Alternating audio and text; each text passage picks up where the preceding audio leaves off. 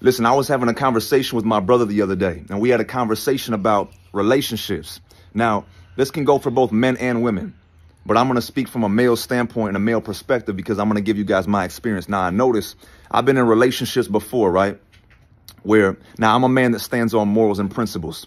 I'm a man that has rules and has standards, right? I'm not going to be with a woman that talks to me any kind of way. I'm not going to be with a woman that wants to live any kind of way and just think that she can walk over me and I'm going to just shut up and we're just going to be husband and wife and that's what it is. No, that's not how it works. So I noticed where I've been in relationships where I would hold the woman accountable and be like, hey, we're not going to argue like that. You're not going to talk to me like that. You're not going to do that and think that you're going to be in a relationship with me.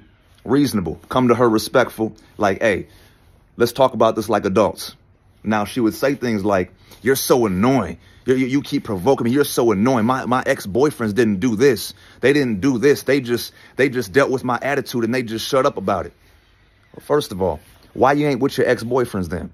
All right. And second of all, so there's this idea and there's this mindset, okay, in this generation where a real man just takes the woman's attitude and just shuts up about it.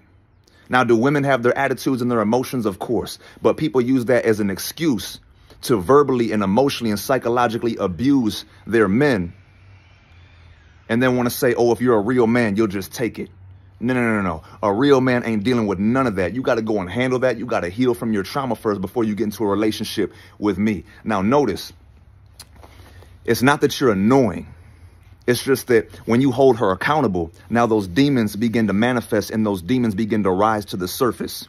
And now she thinks you're annoying because you're irritating their demons. But really what it is, it's because her ex-boyfriends never provoked her to grow as a woman. And now because you are challenging her to grow as a woman, she don't like you.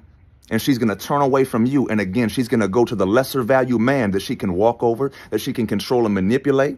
And she's going to go to the lesser value man who's okay with her lifestyle.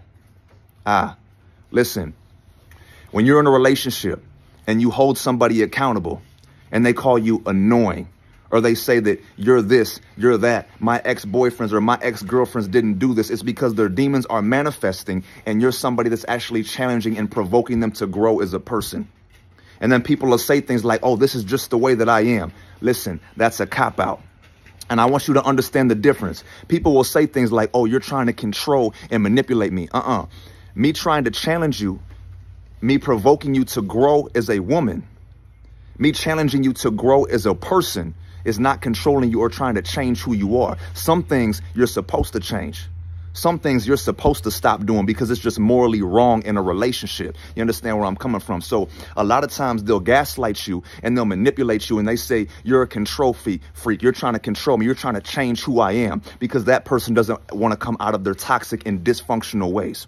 Listen, challenging a person to grow and saying, hey, I'm not going to tolerate this, and that in a relationship. That's not control. It's just morally correct.